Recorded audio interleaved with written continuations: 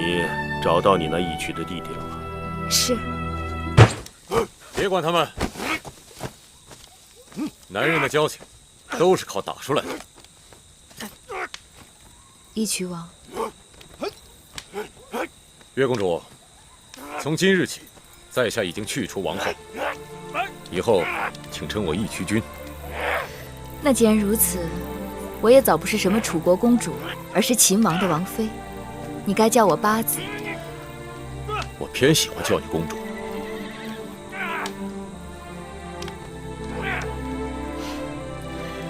就你这脾气，我真没想到，你也会对谁俯首称臣。此一时彼一时，更何况做你的臣子，我心甘情愿。义渠君，拿我说笑了。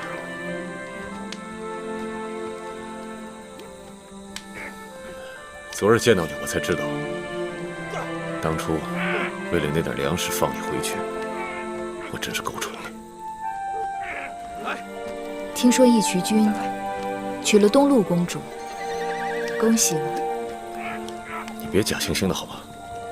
你知道我想娶的女人是谁？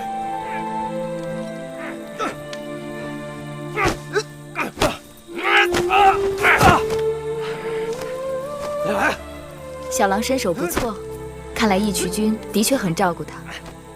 我要对你说声谢谢。我也没白照顾他。这些年，小郎替我打了不少胜仗，他是个勇士，是个有用之才。可他看上去这么瘦弱。哎，你别看他瘦弱，他吃的比谁都多，打起仗来比谁都狠。他就是怎么吃都吃不胖。我问过老吴原因，老吴反问我：“狼就是狼，你见过肥胖的狼吗？”老吴风趣得很。也许当初是在狼群里生活过的原因吧，我看他这辈子都胖不起来。但是啊，你别看他瘦弱，他的力气可比谁都大，多少个大汉都打不过他。哎，你看，好了，别打了，自家人使出身手就罢了。小冉，听姐姐话。没听见公主说的话吧？回来。小冉，当初亏得没让你跟公主回咸阳，要不然以你这狼脾气，不知道要惹出多少祸来。既然我们姐弟三人受义渠君之恩惠，有幸团聚，那义渠君能否好人做到底，将小郎还我？公主啊，你知道我的为人，我从不做好人。小郎大了，腿在他身上，你留不住他。是吗？哼，小子，你不会真的是这么想的吧？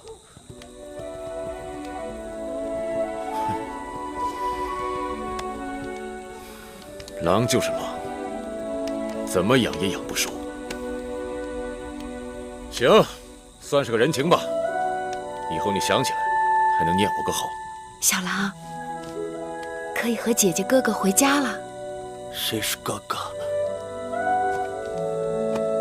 他打不过我，再来啊！小冉比你大，该是你哥哥。他从小没叫过任何人哥哥，他得慢慢学。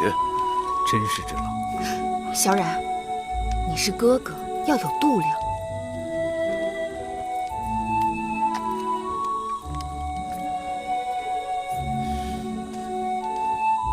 哎，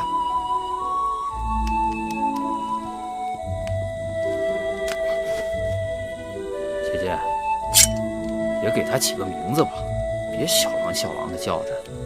倘若将来有一日，他跟我在军中立了军功，也得有名有姓，有个出处。小冉说的有道理。哎，我想起来了，当初在狼群里找到他的时候，他身上挂了个铜牌，上面铸了一个白字，莫不是他的姓氏？白，姓白。对了，你姓里的确有一分支姓白。小郎，你真是注定要做我弟弟。姐姐说姓白好，就是好。白。叫白起，怎么样？我有名字了，我叫白起了，我叫白起了。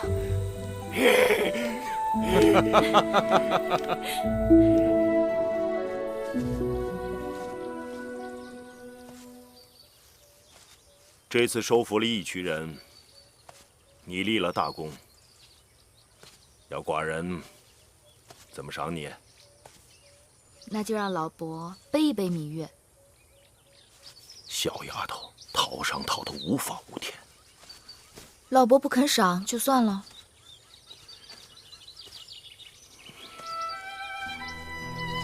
哎，好吧。哎，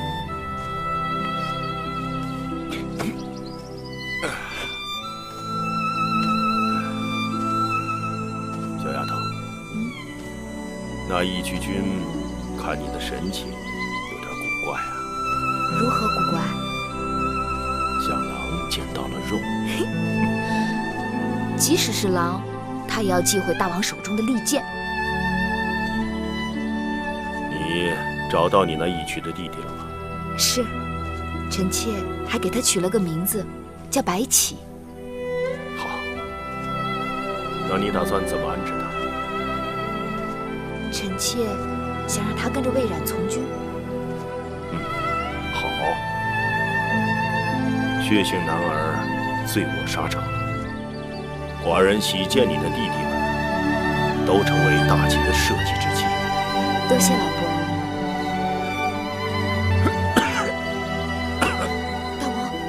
大王，没事。大王，你发烧了。大王有恶寒，舌边尖红，苔腻，脉象浮缓，身上有暗红的肿块，看来大王是被毒虫咬了。何种毒虫？应该是草原上特有的恙虫。我这就给大王开药，只要悉心调养几日，慢慢会好起来的。大王，咸阳来人急报，说齐国出兵攻打燕国，杀死了燕王哙，又将子之剁为肉酱，并与中山国相联手瓜分燕国，燕国大乱了。这就是说，我们的机会来了。马上派人联络赵国、秦赵两国一起出兵，送孟宁和他儿子入燕。是。马上备驾，寡人即刻回宫。是。大王，你还病着呢。被小虫咬两口算什么？不疼不痒，还不如蚊蝇厉害。大王不可小觑那恙虫，若不及时诊治，后患无穷啊！你是寡人的太医令，跟寡人一同上路，寡人有你任意调理，可以高枕无忧了吧？大王，事急从权，寡人和司马错将军先走一步，这里的未尽之事就交给你了。大王，这样一来，是不是大公主孟莹很快就要走了？对，这也是她的机会。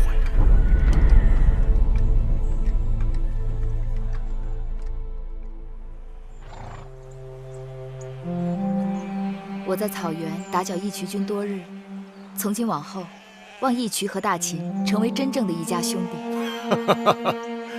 既然是一家，你们秦王刚走几日，你就急着要走？即便是一家兄弟，也不可总住着不走啊！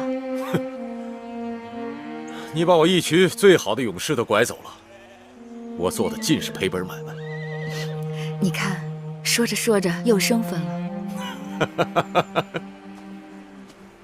姐姐，大王令我们率军直插燕国，与姐姐不同路，就此别过，请姐姐一路珍重。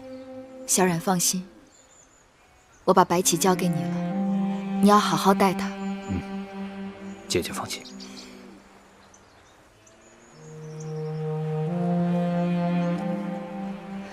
白起，跟着魏冉哥哥，腥风血雨，要学会保护好自己。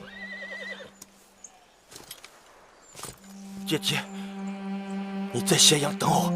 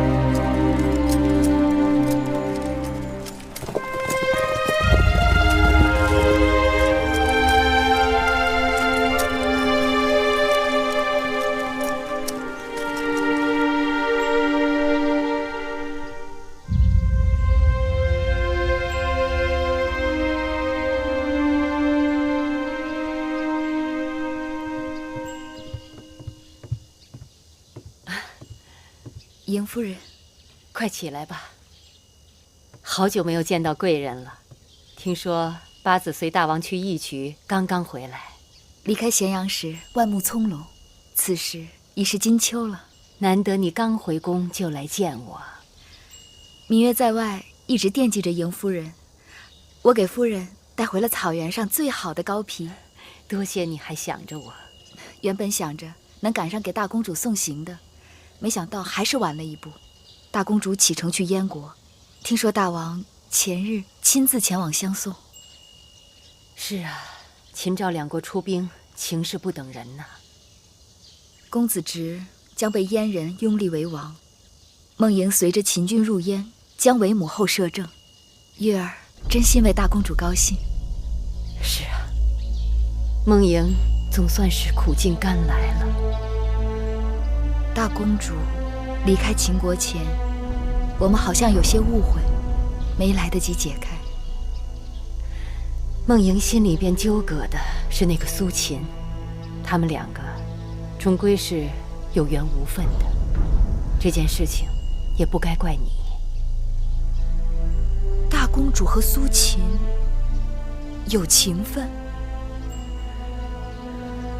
生死无忧，坐拥高位，能得到她这个位置，是生在大征之时的女人最终的追求。即便是她还有什么其他的想法，那都是不切实际的奢望了。那如果大公主想要的，并非是生死无忧、坐拥高位吗？她是王家的儿女，不该另有他想。大公主若真因为苏秦一事怨恨月儿，那月儿的确愧疚。小儿女之情只是浅蛙之水，面对大江大海，该有不同的情怀。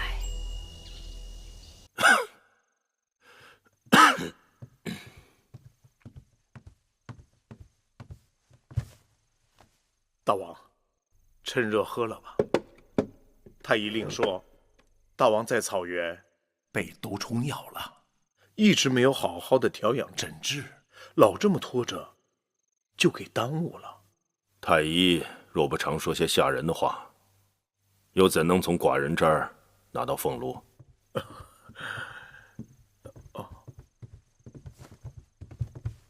拜见大王。芈月回来了。听说大王亲自将大公主送出咸阳百里之外，刚刚回宫。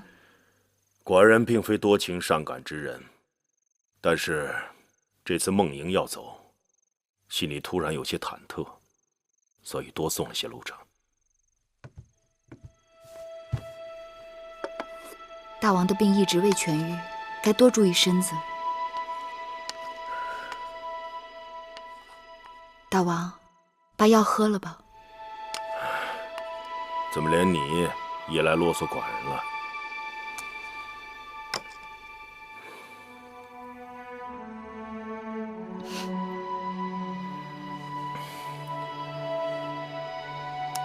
多谢大王。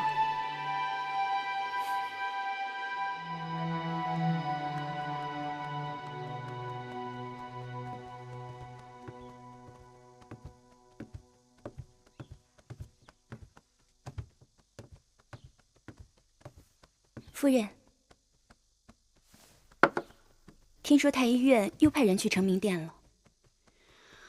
唉，自从2年前大王去了那义渠草原，被毒虫咬了，这身子就一直没有调养过来。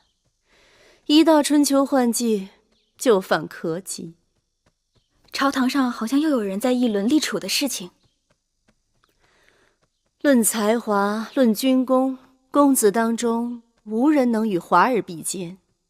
朝堂上和旧族里，也有不少人看好他。所以说，一旦大王立太子，公子华定是不二人选。这么多年了，也该尘埃落定了。王后，拜见王后。甘大夫免礼，赐座。是。谢王后。这2年，荡儿在甘大夫的悉心调教下，学业大有长进。这都是甘大夫的功劳。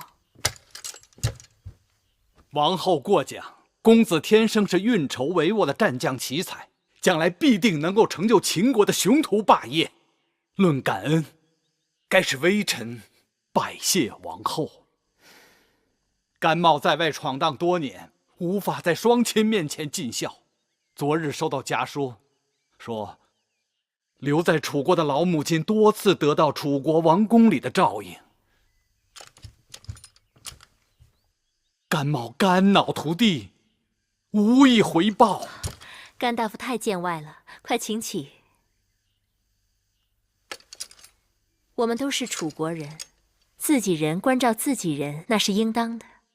啊，前不久大王还向我问起荡儿的功课，我说荡儿十分用心，在甘大夫和初离子的调教下，已经读过大夫仲2篇，离子10篇，楚兵法7篇，正要研读魏公子21篇。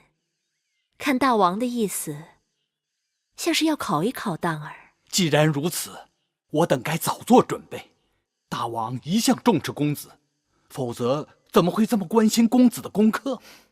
这看重是一回事，立储又是另一回事。大王不也一直看重公子华，也曾打算立他为储君吗？那时大王没有嫡子，先王后与魏夫人有关系特殊，那都是旧话了。眼下大王有了公子荡这个真正的嫡子，公子华怎么可能与公子荡相提并论呢？更何况微臣也向初离子提起过公子荡，初离子也曾在微臣面前狠狠地夸了公子一番，说公子龙居凤雏，天生王者。想来想去，这事还是要由初离子出面才好。尽管秦国有兄终弟及的旧例，但我看他对王位并没有觊觎之心。如今他既是左相，又是大奉常，应当由他帮我去向大王陈情。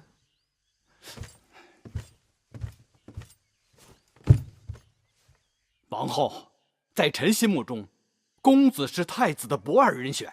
只要朝廷商议此事，微臣定会鼎力支持公子。那就有劳甘大夫了。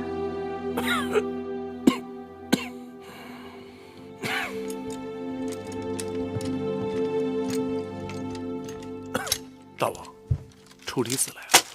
臣拜见大王。看你的神情，有何紧急军务？并无急事，业务军务。可你眉头紧蹙，难道是有什么其他心思？臣思量了几日，以为这要说的事情的确要紧。坐。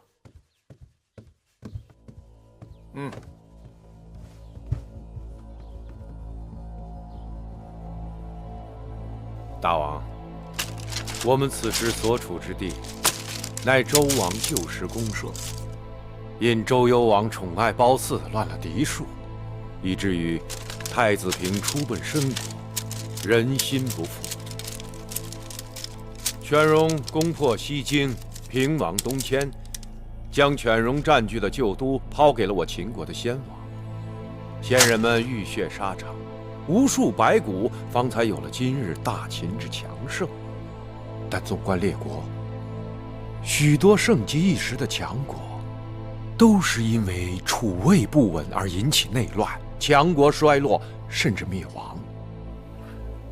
你说了这么多，到底想说什么？是为什么人游说吧？非也，我是左相，有身为宗伯，主管宗室事务，当为大王谏言。欲见何言？大王，王后有嫡子，大王却迟迟不立太子，这是为什么？你还记得商君吗？你还记得我因与商君意见相左，差点失去了太子之位吗？而祖父献公年幼时就被立为太子，又遇上了什么事？大王，我若不是早早被立为太子，就不会被身边的人推出来。作为商君变法之政的对头，逼得父王在储君和重臣之间做选择。若祖父献公不是早早被立为太子，也不至于被逼流亡异国，整整29年。臣弟惭愧。太子之位从来都是别人的靶子，大征之事，家国存亡就在寸缕举措之间。无论内外，搏杀残酷。天无二日，国无二主。太子之位太早确立，就等于在国中又立一主，容易让心怀意念者聚集到另一面旗帜之下。臣弟明白了。大王迟迟不立太子，就是不想让心怀意念者有机可乘。当儿是寡人嫡长子，天生勇武果敢。秦国历代选择储君，都以勇敢果决为首要。楚离子，你是否觉得他更合适？或许将来有一日，能为我大秦征战沙场，以武扬威。臣惶恐。大王英明，公子当好武，力大无比。若再过几年，如有机会随臣征战沙场，定能成就大王心愿。看来王后请你教导荡儿，也不是没有道理的。大王明察秋毫。那你如何看华儿呢？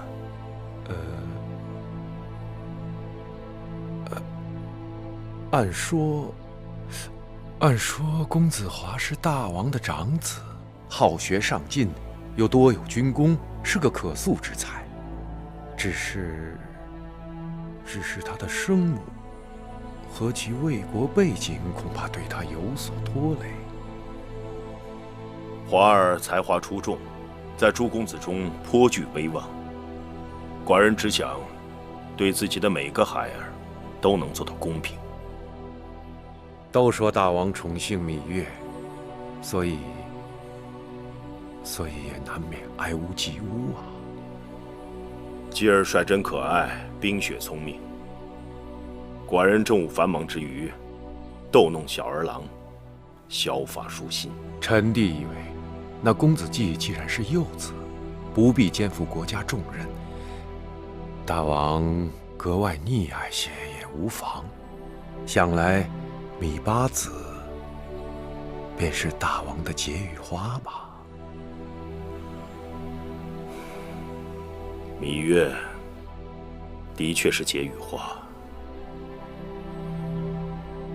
但她也不仅仅是解语花。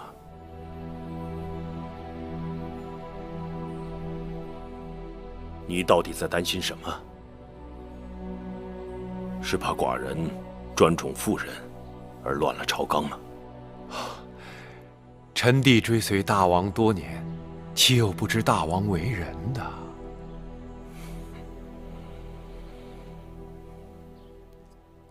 我们都走这儿。想不想出来？嘿，把香拿过来，给我看看，快跑！公子，别跑，站住！公子站住！别跑！怎么办？再跑打死你们！给我站住！小心点，公子！别跑！还要跑！小心点，公子！再跑打死你们！别跑！慢点跑！别跑！弟弟，快跑！打死你们！弟弟，快跑！别跑！慢点！公子，慢点呀，公子！我看，看！弟弟，快点！你们快给我站住！给我站住！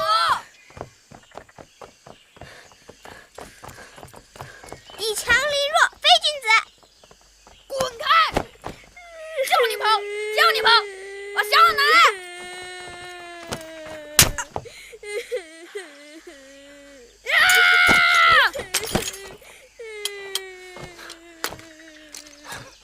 你是谁？竟敢对我无礼！我是谁？我是你哥哥，你欺负弟弟，我替父王管教管教你。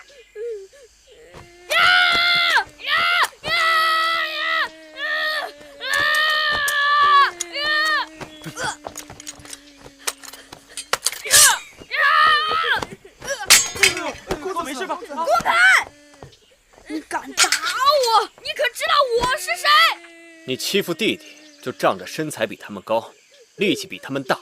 遇到身材比你高、力气比你大的人，你只会说：“你可知道我是谁？”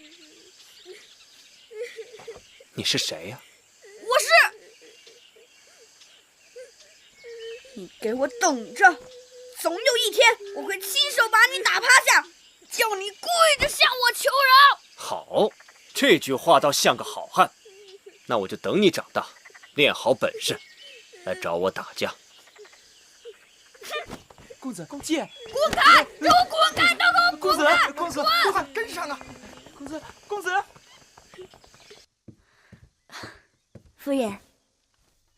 夫人知道公子要回来，早早就熬好了桃花粥，等着公子了。春吃鲜花，夏吃果，秋食野菌，冬喝汤。你在军中辛苦了，春天喝点桃花粥是最活血养颜的。母亲为孩儿太操心了。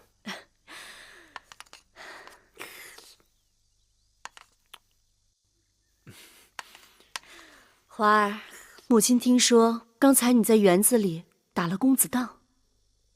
哦，他以大欺小，应给他点教训。何必管那闲事儿，得罪了王后啊！哦，既然已经得罪了，就得罪了吧。反正芈月眼下才是大王面前的红人。母亲，华儿只是看着不公才出手的，并非想讨好任何人。华儿向来最懂事儿了。快，趁热喝了吧。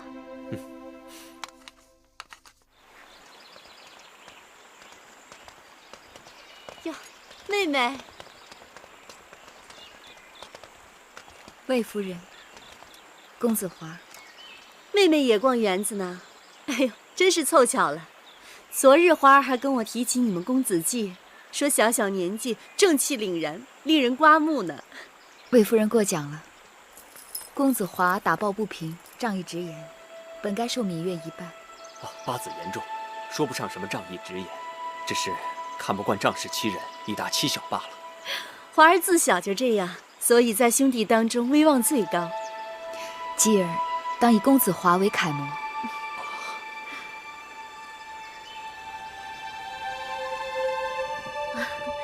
妹妹可算来了，我特地派人叫妹妹过来。姐姐，快过来。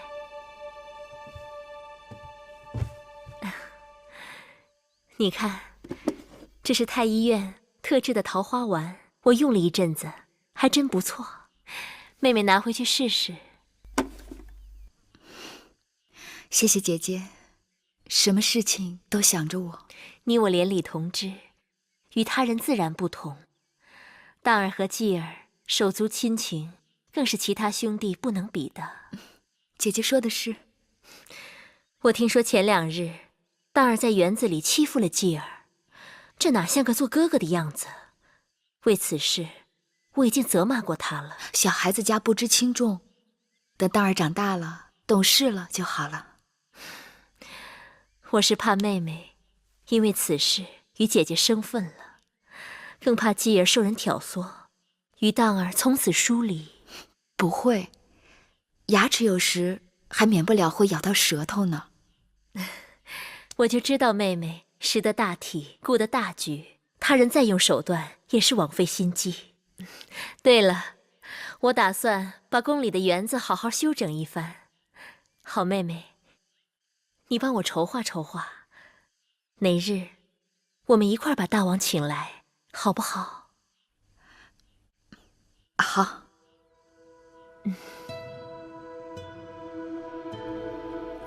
大王整日忙于政务，臣妾想把这园子整治一下。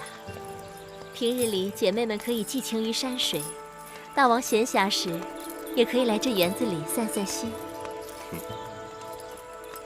难怪你今日一定要寡人来花园，原来你们都商量好了。是王后的提议，我只是帮着王后把大王请到花园里来。那王后打算如何做呢？臣妾已和众姐妹们商量过了，群策驱群力，倒真是有了些好主意。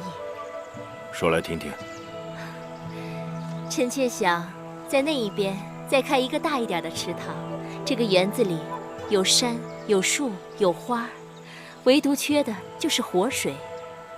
山的那一边有一个湖，不妨开一个暗渠，把这活水引到大的池塘里，活水徘徊过大池塘，再返回湖泊。其实啊，这也是魏良人的心思。大王，前代贤君历来以山水之道治国，坎为水，艮为山，兑为泽，而这3个卦爻又都意味着卦德。有水滋润，万物则盛。大王的园子虽好，但缺水总是一件憾事。润万物者，莫润乎水；中万物使万物者，莫胜乎艮。臣妾只是想让大王的园子锦上添花。说得好，水渐存，习坎；君子以常德行，习教事。安排人手，马上去做吧。是。大王，臣妾想把那大池塘就开在山那边的山丘下。好，过去看看。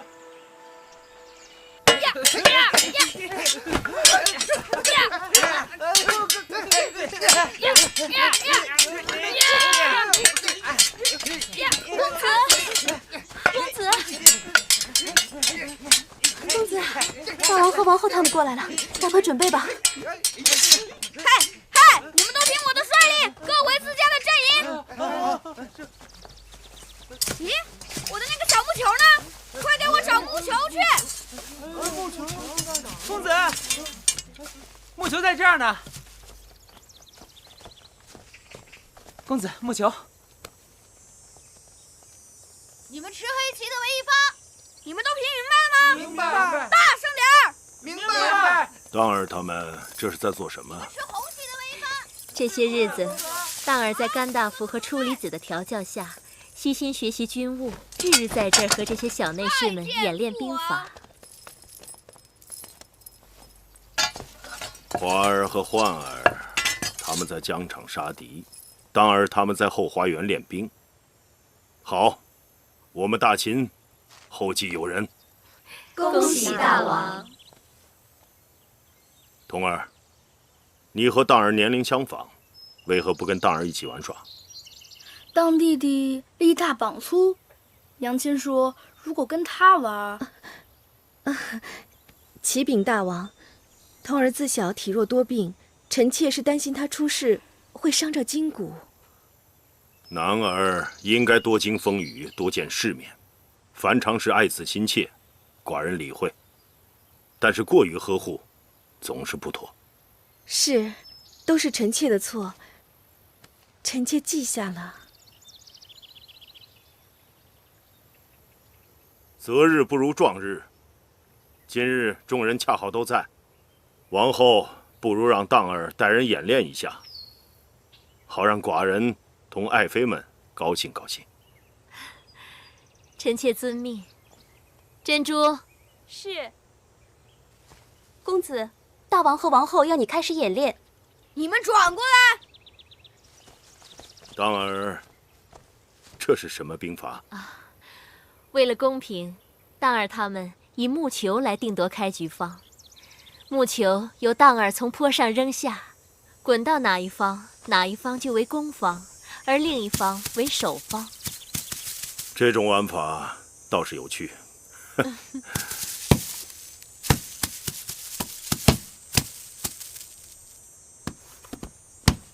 这木球没有滚下山坡，这算什么？什么都不算吧？这个。这是怎么回事啊？那就重来一次吗？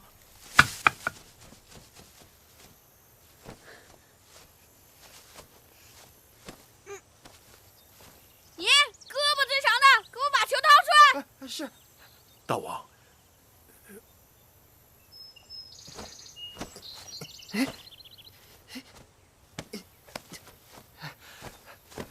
公子够不到啊！废物！这点事儿你都做不到，给我滚开！哎，你过来！当儿身上戾气太重，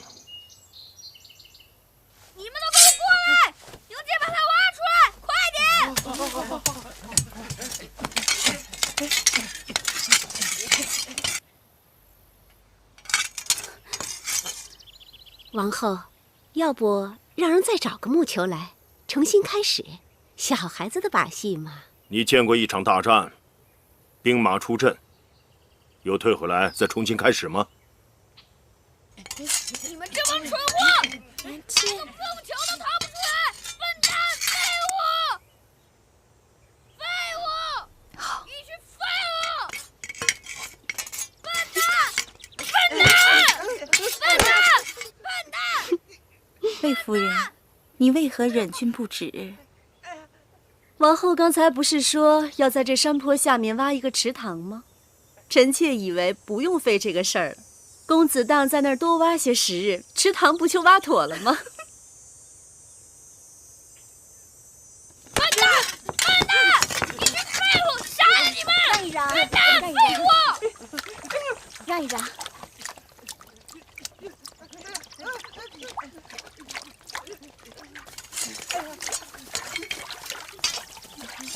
让一让，干哥哥，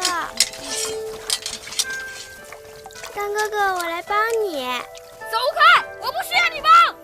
当儿，既然继儿有了主意，你暂且让开。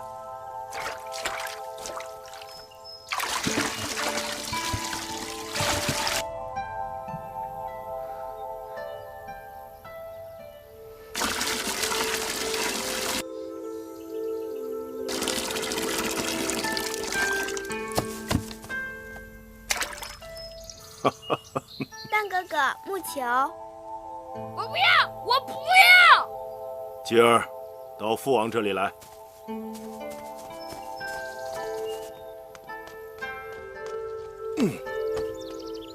继儿告诉父王，你这个用水取球的主意是谁教给你的？是继儿自己想的。继儿这小小年纪，要是没有人教他，他哪里想得出来这么好的主意啊？夫子言：水可载舟，亦可覆舟。继儿想，木球比舟船轻得多，水可载舟船，定可载木球。触类旁通，举一反三。继儿聪慧，是寡人的好孩儿。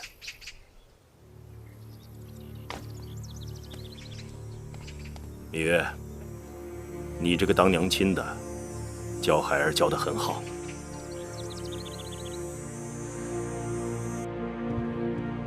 当儿真是太不争气了。王后也怪不得公子，当时那么多人在那儿，谁又想出主意来了？难道那个嬴稷真的天赋异能，引物绝人？王后，先喝口茶吧。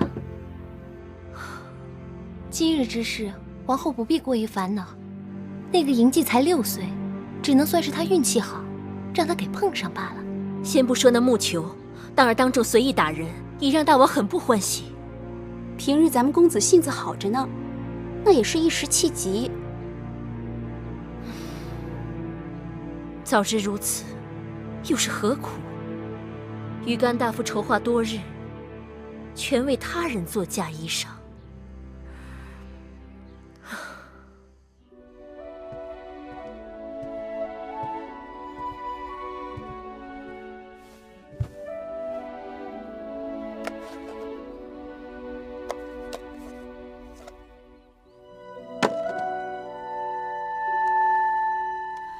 昨日继儿告诉我，他师傅教过他玉鞭歌了。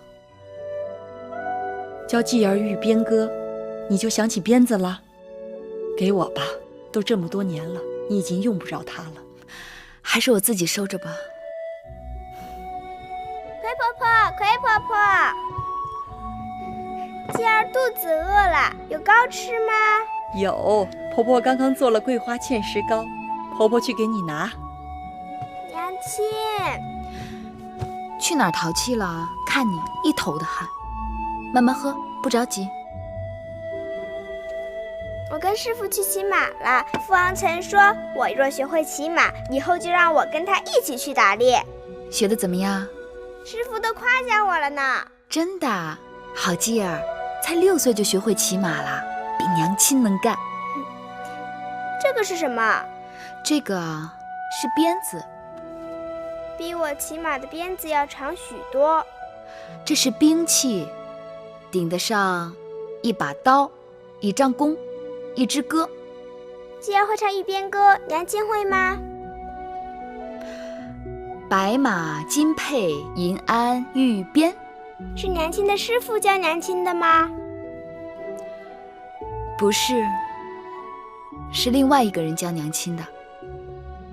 我听魁婆婆讲，娘亲用鞭子是天下第一，无人能比，连父王都要让你3分。魁婆婆言过其实了。娘亲教继儿用鞭子好不好？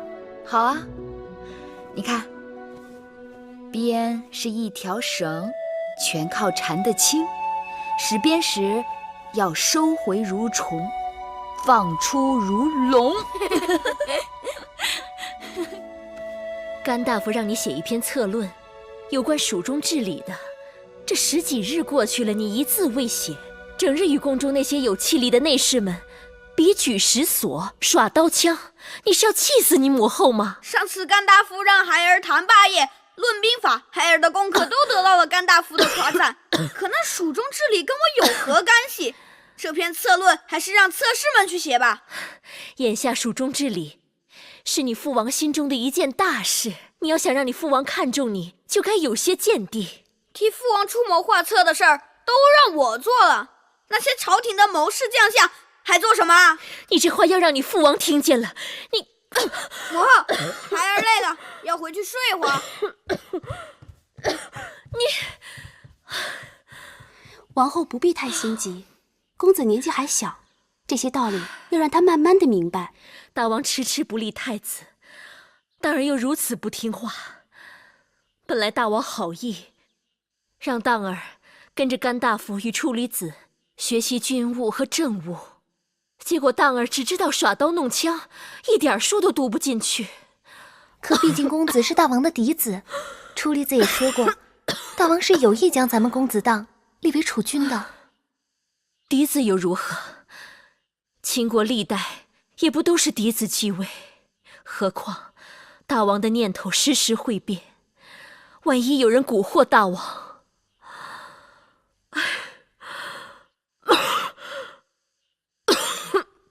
王后又头痛了，我去请太医。去把那女医治找来，或许她能有法子。是。八子，妹妹来了。王后，听说王后有疾，妹妹特来看望。也就是个老毛病，还劳烦妹妹来探望。去，把我屋里那盒子拿来。是。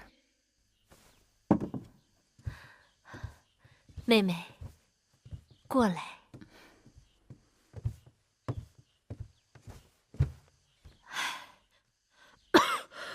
姐姐。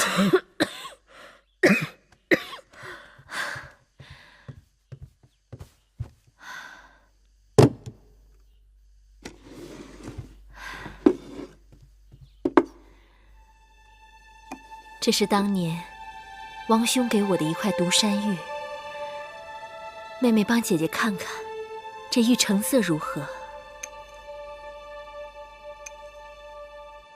独山玉素来以色泽多彩而闻名，3朝以来都是王室所爱。姐姐这块玉璧晶莹剔透，色作芙蓉，实是不可多见。既然妹妹也说成色不错，那姐姐就将这玉转赠给你。姐姐这块玉太好了，给妹妹就糟蹋了。姐姐知道，妹妹这些年跟在大王身边，见过的宝贝不计其数，但这玉也是姐姐的一片心意。人养玉3年，玉养人1生，还望妹妹不要嫌弃。那妹妹就收下了。姐姐。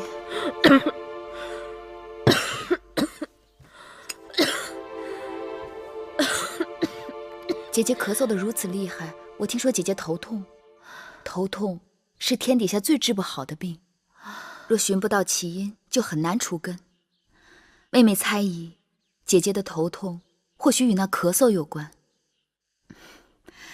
这是一小坛子牙蜜，产于五都山谷的峻峭悬崖上，人人都言它可治疗风湿关节痛，却不知它对咳嗽有奇效。姐姐不妨试试。难得妹妹如此体贴，姐姐领情了。还有一事，姐姐一直牵挂于心。芈月妹妹尽心尽力服侍大王这些年，可却一直在八子的位分上，真是太委屈你了。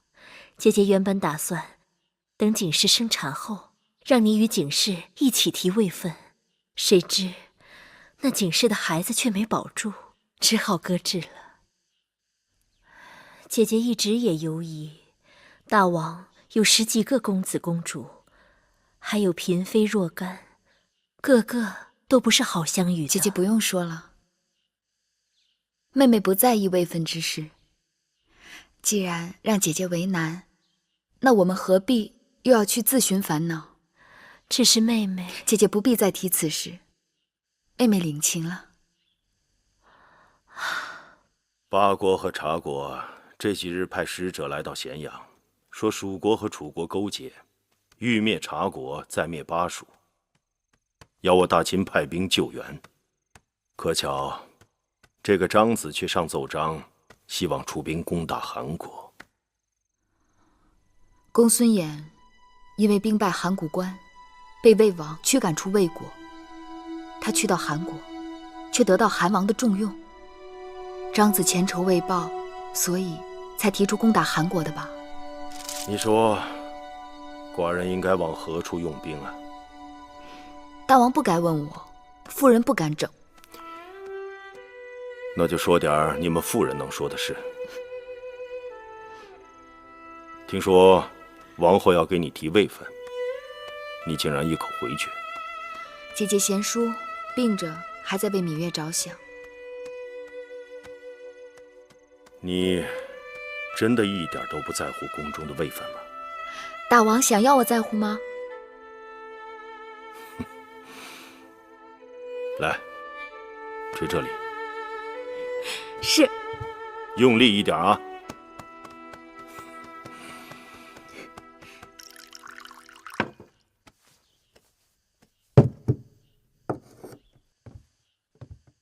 智姑姑的手最为灵验，只要智姑姑一来，我的头疼定能好许多。王后是用心太过，若能释掉心头重负，头疼该会不治而愈。一会儿奴婢给你开一种内服外敷的药，或许暂且可减缓王后的痛楚。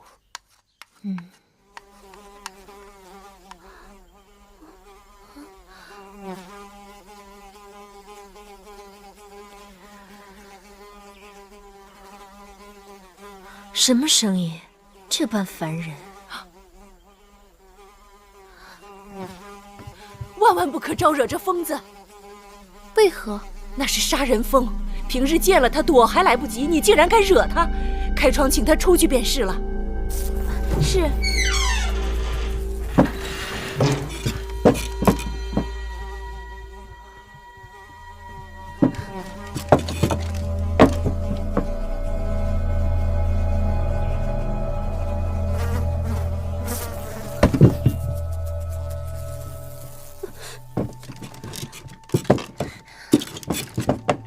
这是在说笑吧？这么小小的一只疯子，如何杀人？奴婢怎敢在王后处打诳语？这种长在山谷里的杀人疯，原本是不多见的，宫里的人恐怕从来都没有听说过。但奴婢在楚国亲眼见过，被惹怒的杀人疯，无论人处，遇上便追杀，成群的杀人疯眨眼可杀死一头大水牛。难道被他蛰了？就无药可救。奴婢有个堂兄，就是招惹了杀人疯，被蛰后医治无效，过世的。